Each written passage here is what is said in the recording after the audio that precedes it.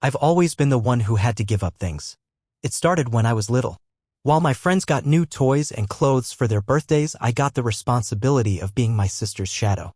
My sister, Lucy, was the type to always get her way.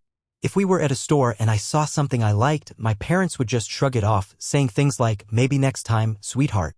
But if Lucy saw something she liked, it was a completely different story. It wasn't just about material things. It was about everything. From the smallest of decisions, where we ate, which show we watched on TV, to the bigger moments, like what we did on family vacations. My parents always told me to be quiet and sacrificial. "You're the older one," they'd say, "you should know better." So, when I started babysitting at 14, saving money for myself, I thought I could finally buy something nice. I wanted to buy clothes, some games, or even a new phone, but I was wrong. The moment I had the money, my parents had other plans. They'd come to me and ask for my savings to help Lucy. Sometimes it was for her clothes, sometimes for activities she wanted to do, or for things like a new phone. If I said no, they'd make me feel bad. "You should be supporting your sister," they'd say. "She needs these things." I hated it. I hated being told what to do with my hard-earned money, especially when they never cared about my needs. But it didn't matter. Lucy's needs always came first. Lucy was spoiled, everyone knew it. Our friends, teachers, even the neighbors would tell us how much they adored her, how she was the sweet little girl who always got what she wanted. And for a long time, I just went along with it. I put on a smile when she demanded new things. But after all the years of being pushed aside, I couldn't take it anymore. It wasn't until my 16th birthday that I fully realized how much I was the one being sacrificed. I remember that day so vividly. I woke up early, excited about the day ahead, but things quickly took a turn. When I came downstairs, there were no decorations or balloons. Instead, there was a huge pile of gifts for Lucy. I felt a sharp pain in my chest as I looked at my parents. They smiled at me. "We thought we'd make it special for Lucy this year, since it's her 14th birthday next month," my mom explained. I froze. I couldn't even look at her. Lucy was spoiled, and now my birthday wasn't even about me. It was about her. Again. It was the weekend after my birthday, and both of us had been invited to a friend's party. Lucy had already picked out a fancy dress and was excited. But when I went to my parents and told them I wanted to go too, they told me to skip my invitation to make room for her. I was devastated. Why was I always the one to make sacrifices? Why was I the one who had to step aside so she could enjoy everything? "You're the older one," my dad said. "You don't need to go." I felt my blood boil. I'm not just the older one. I'm a person too, with my own wants and my own life. "Don't talk back," my mom snapped. But that night, I didn't listen. I refused to stay silent anymore. I went to my friend's party, and for the first time in a long while, I felt free. I felt like I could finally make my own choices. But even in the moments of joy, the weight of family expectations hung over me. Christmas was always the time of year when everything came to a head. Every year, I'd look forward to receiving at least one meaningful gift, something I could enjoy or use. But Christmas was another one of those moments when my parents would disregard me in favor of Lucy. This Christmas, my parents informed me that Lucy needed braces. They told me they couldn't afford to get me a present this year, and they suggested I skip my gift so they could cover Lucy's new, more expensive braces.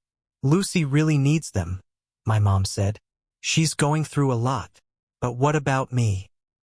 What about my needs?" I snapped. I couldn't take it anymore.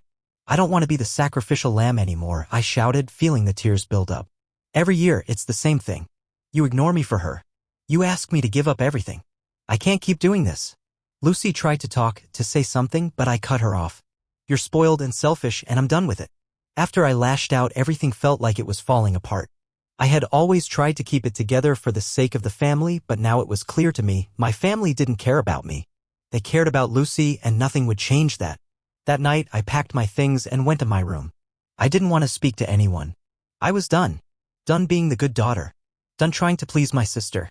Done trying to make my parents see my worth.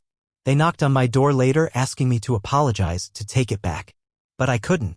I couldn't apologize for finally standing up for myself. I had been quiet for too long. For days, the silence hung thick in our house.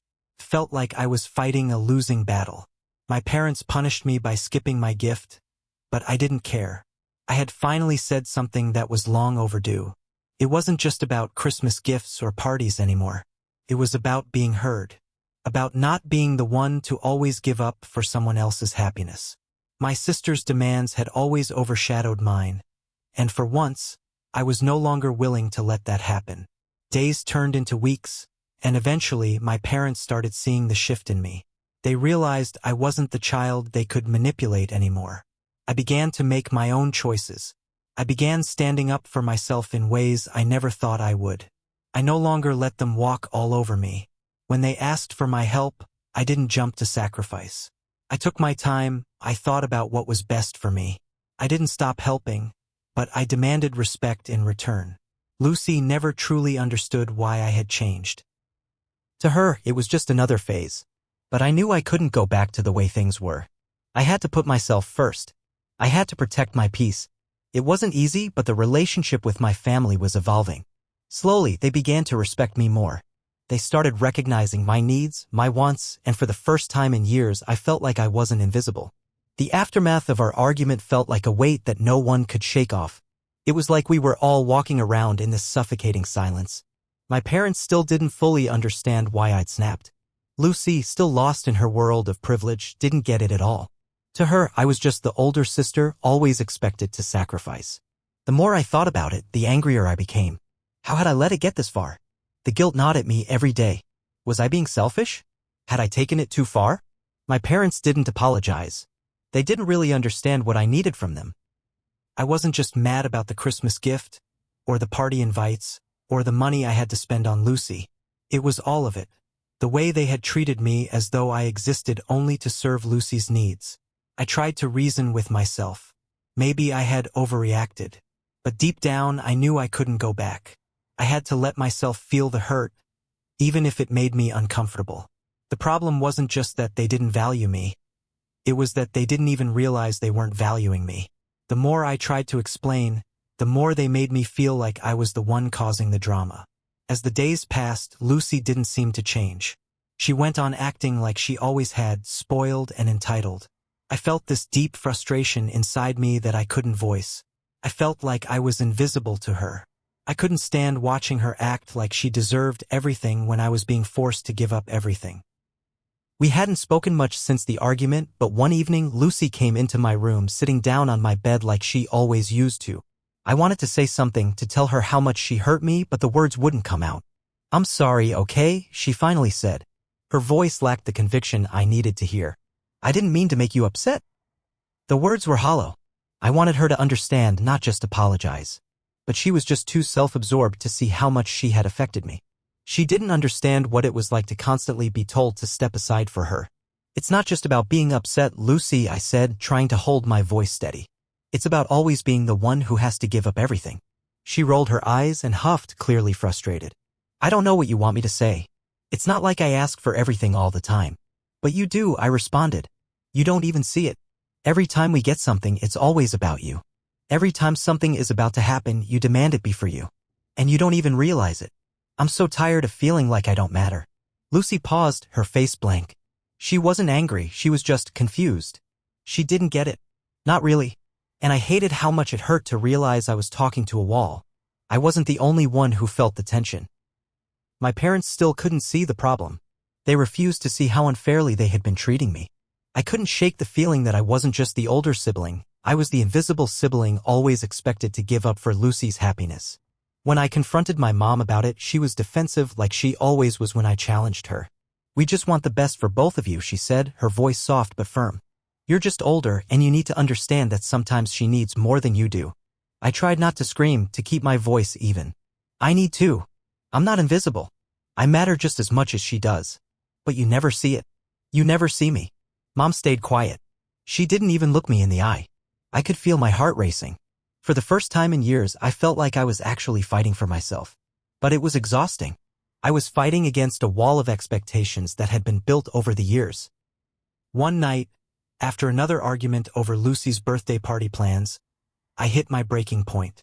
My parents were planning another party for her, as always, but this time I refused to let it go. I had been quiet for years, but I wasn't going to stay silent anymore. "You're asking me to skip out on my own plans again?"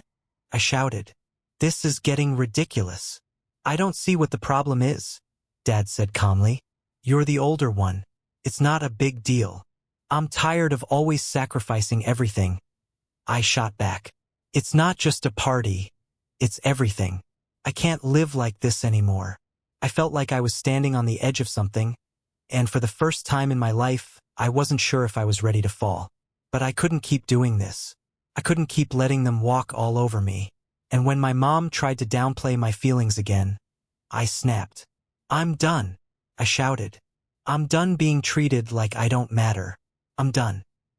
That night, after I walked away from another heated argument, I realized something. The real change wasn't about getting their approval.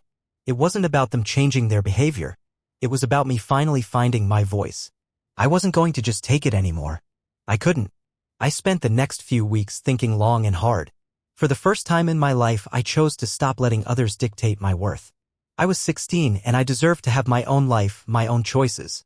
I wasn't just the older sister anymore. I was me. I didn't know where this was going to take me, but I knew that I couldn't go back to being the girl who always put herself second. My decision didn't come without consequences. My parents punished me for being rude and disrespectful. They said I was being unreasonable. They said I should sacrifice for Lucy because I was the older sibling and it was just part of growing up. I didn't care. I wasn't going to keep bending for them. But the truth was, no matter how much I fought, no matter how many times I said no, the family didn't change. It wasn't a matter of winning battles, it was about realizing that I couldn't keep fighting a battle they didn't even see. One afternoon, after another one of those unbearable fights with my parents, I sat alone in my room and finally understood something. I had been fighting for so long, pushing myself to be seen, to be acknowledged. But in the end, I had to see myself first. It wasn't just about them. It was about me. In the weeks that followed, I kept making small, deliberate choices for myself. I stopped sacrificing my own desires for Lucy's needs. I started planning my own weekends, choosing where we ate, where we went, and what I wanted to do. And slowly, I started finding peace again. I couldn't change how my parents treated me, but I could change how I let them affect me. And that was empowerment. The weeks after my outburst were long and tense. I had expected my parents to come around, to realize they had been wrong in how they treated me. But that wasn't the case. Instead, they grew colder. The tension was unbearable. When I tried to speak to them about how I felt, about how everything had been building up for years, they would dismiss me or brush it off. You're just being emotional, my mom would say, and my dad would always say, this is how families work. Sacrifices are part of life. I felt like I was speaking to a wall. The more I tried to explain myself, the more they made me feel like I was the problem. But I refused to back down this time. I had spent so many years hiding my feelings, hiding my worth, and I wasn't going to do it anymore. The hardest part was seeing how little they cared about my emotions. They never once apologized for how they treated me. They only made excuses. They didn't understand why I felt the way I did. It wasn't just the money, the parties, or the gifts. It was the way they had made me feel invisible for so long. The tension between Lucy and me only got worse after everything blew up. She didn't understand why I was so angry, and frankly, I didn't think she cared. To her, I was just the older sister who always had to sacrifice and be the responsible one. She never saw it as unfair to her, it was just the way it was. But I was starting to see how entitled she was becoming. It wasn't just about getting what she wanted, it was about everyone else having to sacrifice for her. One day, after another argument about something small, Lucy demanding I give up my phone so she could watch her favorite show, I snapped. I finally said, you know what, Lucy? I'm tired of you always getting your way. You can't just walk through life expecting everyone to give up things for you. She was stunned. For a moment, she didn't know how to respond. She had never heard me speak like that before. I don't get why you're making such a big deal out of this, she finally said, rolling her eyes. I didn't ask for it. You don't have to ask, I said, feeling a fire inside me. You just take it. You take everything. And I'm done letting you do that. Her face flushed with anger. You're so selfish. You're acting like this is my fault. You're not a child anymore, Lucy. You're 14 and you need to start taking responsibility for how you treat people, I shot back. She stared at me for a long time, clearly unsure of how to handle what I had just said. I had never stood up to her like this, never challenged her behavior. But now I realized I was done being the good older sister. The days after my confrontation with Lucy felt strange. For the first time, I was standing up for myself, and it felt like I was the one causing all the drama. My parents didn't say much to me about it. They didn't apologize, and they didn't seem to think anything had changed. I tried talking to them again, but the conversation went nowhere. My mom dismissed my feelings as too emotional, and my dad said I was overreacting. "Your sister's just a kid," he would say. "You need to be more understanding." That's when I realized I wasn't going to get the validation I needed from them. I could scream and cry, but it wouldn't matter. My parents would continue to treat me as second best, while Lucy would always be their priority. I had to make a choice. Would I continue fighting for their attention, for their approval, or would I start choosing myself? One evening, after another exhausting day, I was alone in my room, scrolling through my phone. I was trying to distract myself from the overwhelming feelings of frustration and anger that had been building inside me. As I scrolled, I came across a post from one of my old friends. It was a picture of her and her family on vacation, all smiles and happy moments. I couldn't help but feel a pang of jealousy. Why was I stuck in this family dynamic?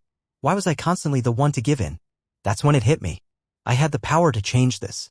I didn't need to stay stuck in this toxic cycle of giving up everything for Lucy, for my parents. I was only 16, but I had spent so many years sacrificing myself for others that I had lost who I was. It wasn't just about standing up to them anymore. It was about finding my voice.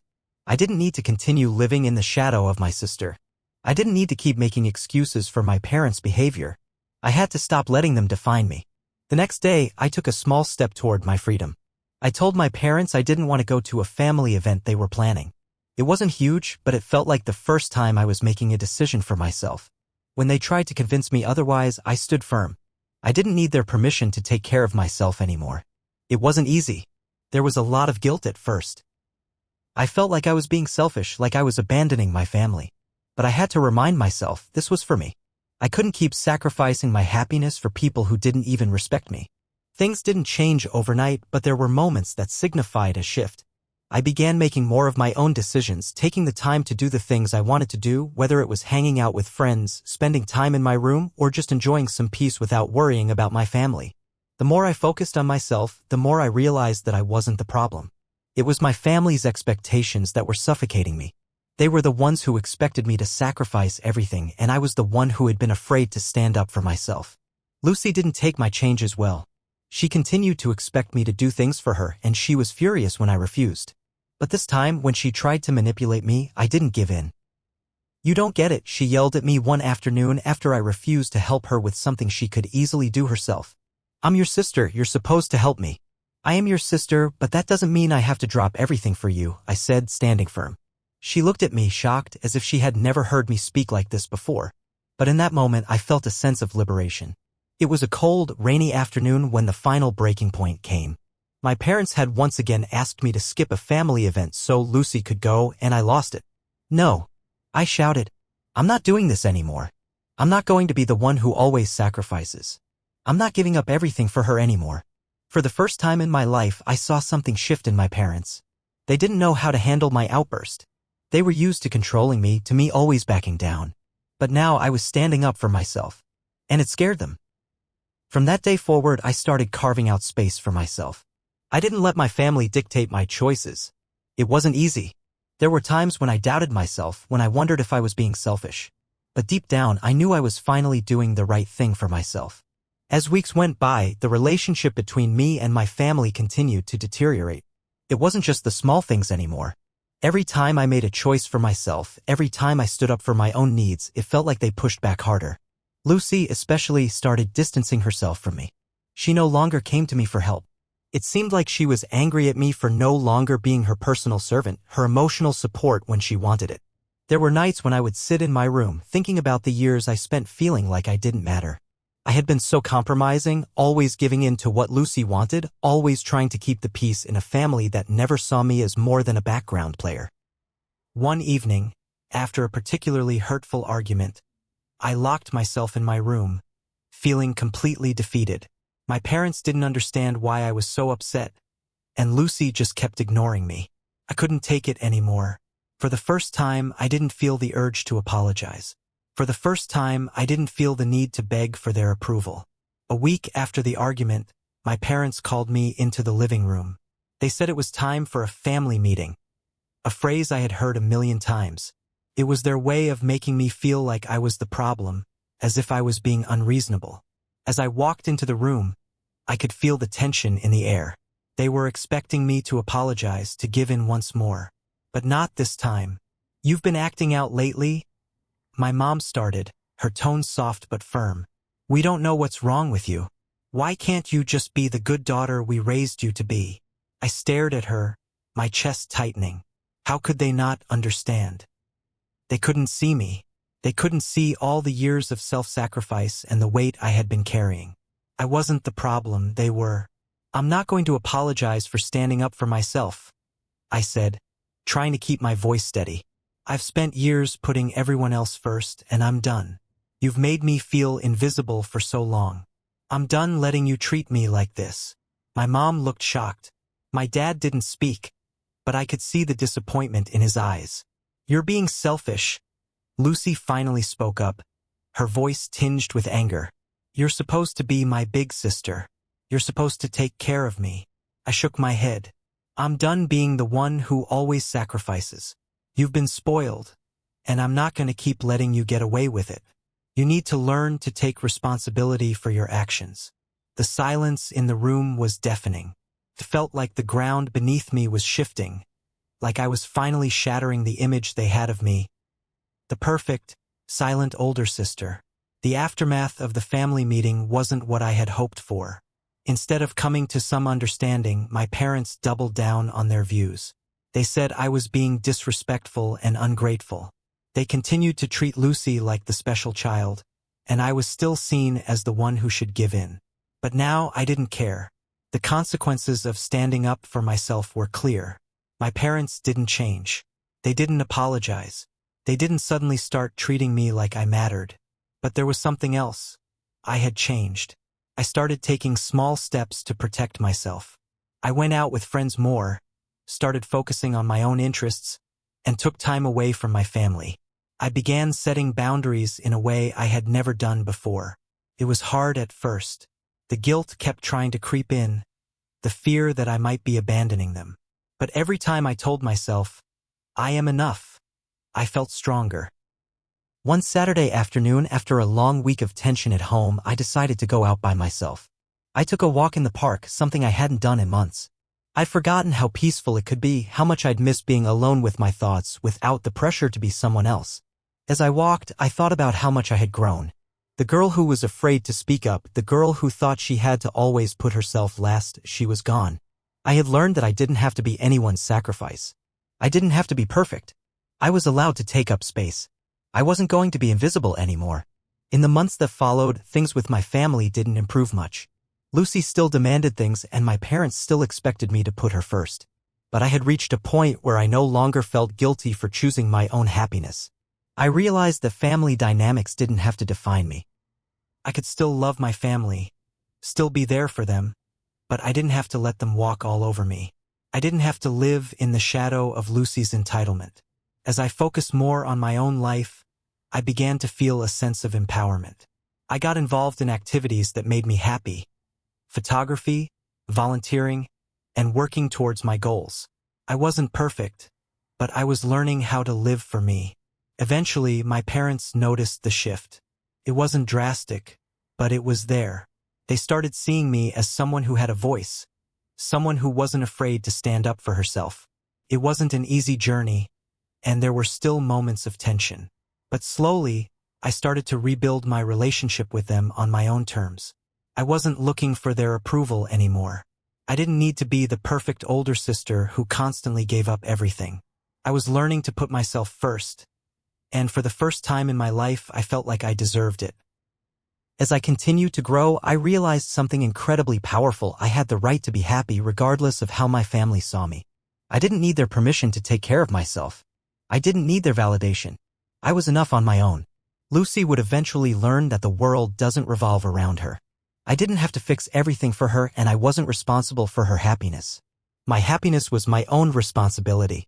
At the end of the day, the most important lesson I learned was that I deserved the same love, respect, and attention as anyone else in my family. And that was the start of a new chapter for me. A chapter where I no longer had to sacrifice my own needs for others. A chapter where I could finally live for myself.